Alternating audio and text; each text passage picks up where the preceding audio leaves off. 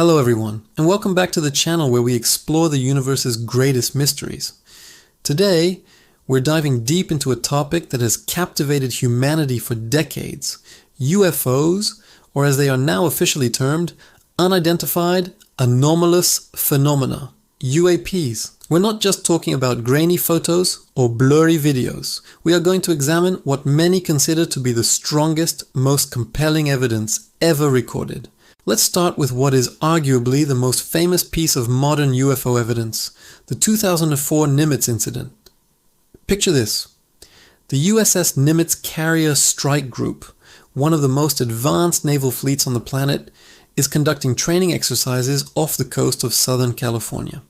For 2 weeks, highly trained radar operators on the USS Princeton detected multiple strange objects exhibiting flight characteristics that defied our understanding of physics.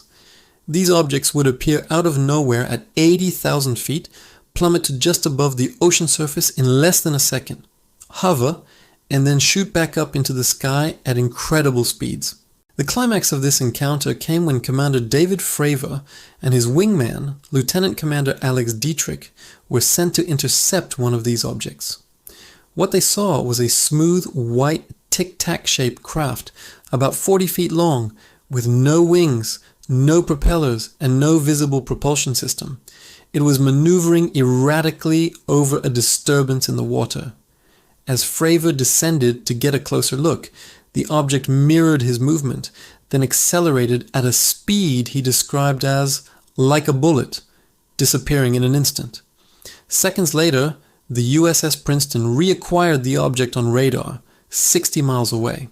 This wasn't just a fleeting glimpse, it was a prolonged encounter witnessed by multiple trained observers and corroborated by some of the world's most sophisticated sensor systems.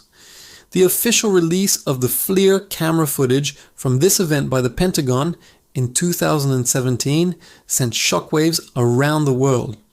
It was a watershed moment, moving the conversation from the fringes to the mainstream. Now let's travel back in time to another landmark case, the Rendlesham Forest incident in 1980. This is often called Britain's Roswell. Over 3 consecutive nights, United States Air Force personnel stationed at RAF Bentwaters and RAF Woodbridge witnessed a series of unexplained lights and a craft landing in the nearby forest. The initial witnesses, including security patrolman John Burroughs, saw a triangular, metallic craft. It was described as hovering, with a pulsating red light on top and blue lights underneath. When they approached, the craft moved through the trees and then shot off at high speed. The next night, the Deputy Base Commander, Lieutenant Colonel Charles Holt, led a team to investigate. They brought a Geiger counter and a tape recorder. As documented on Holt's famous audio recording, they found depressions in the ground where the craft was seen, and the radiation levels in that area were significantly higher than normal. During their investigation, they witnessed multiple lights in the sky performing incredible maneuvers, including one that shone a beam of light down at their feet. The Holt Memo, an official report written by Colonel Holt detailing the event, adds a layer of undeniable credibility. We have multiple high-ranking military witnesses, physical trace evidence, and contemporaneous audio recordings.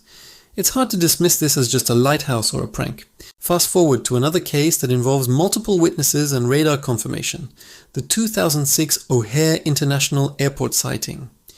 On November 7th, at one of the world's busiest airports, a dozen United Airlines employees, including pilots and ramp workers, saw a dark gray, metallic, saucer-shaped object hovering over Gate C-17. It remained there for several minutes before suddenly ascending vertically at an extreme velocity, punching a perfect circular hole in the thick cloud cover above. Despite multiple witness reports to the control tower, the FAA initially claimed there was nothing on their radar. However, a Freedom of Information Act request later revealed that the FAA had indeed been notified and had internal communications about the event. The consistency of the witness testimonies, from people whose job it is to know what's in the sky, makes this case particularly powerful. Let's not forget the Belgian UFO wave, a series of sightings that occurred between 1989 and 1990. Over several months, thousands of people, including military personnel and police officers, reported seeing large, silent, black, triangular craft with lights underneath. The Belgian military took it seriously.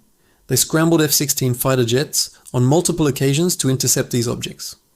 On the night of March 30th, 1990, two F-16s achieved multiple radar locks on one of the objects.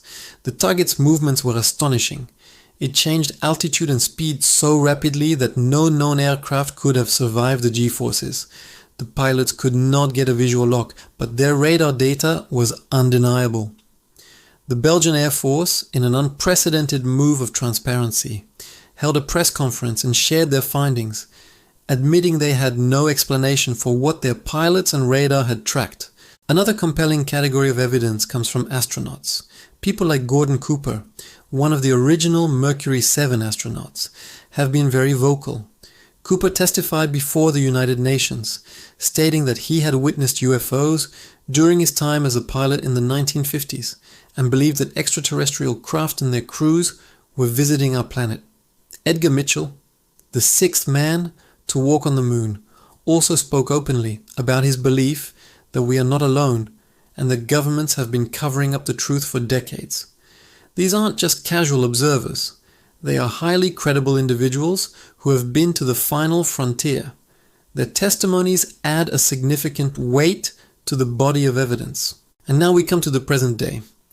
The conversation has shifted dramatically thanks to figures like Luis Elizondo, the former head of the Pentagon's Advanced Aerospace Threat Identification Program, or AATIP. He resigned in 2017 to bring this topic into the public eye. Elizondo has stated that the phenomena are real and that the objects observed display what he calls the 5 observables: instantaneous acceleration, hypersonic velocities without signatures like sonic booms, low observability, transmedium travel, meaning they can operate seamlessly in the air and underwater, and positive lift or anti-gravity. These are not characteristics of any known technology in the public domain. The 2021 report from the Office of the Director of National Intelligence on UAPs further legitimized the issue. While it didn't confirm extraterrestrial origins, it officially acknowledged 144 incidents reported by military personnel since 2004, and only one could be explained. The report concluded that these phenomena are real, pose a potential flight safety issue, and may pose a challenge to US national security.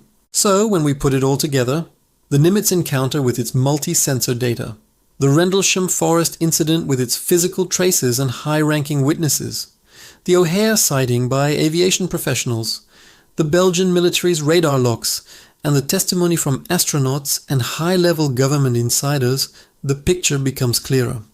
We are not just talking about lights in the sky anymore. We are talking about a pattern of credible, documented events involving advanced technology that we cannot explain. What do you think? Which of these cases do you find the most compelling? Is there another piece of evidence you believe is even stronger? Let us know in the comments below. This conversation is more important now than ever. Thanks for watching, and if you enjoyed this deep dive, make sure to like, subscribe, and hit that notification bell so you don't miss our next exploration into the unknown. See you next time.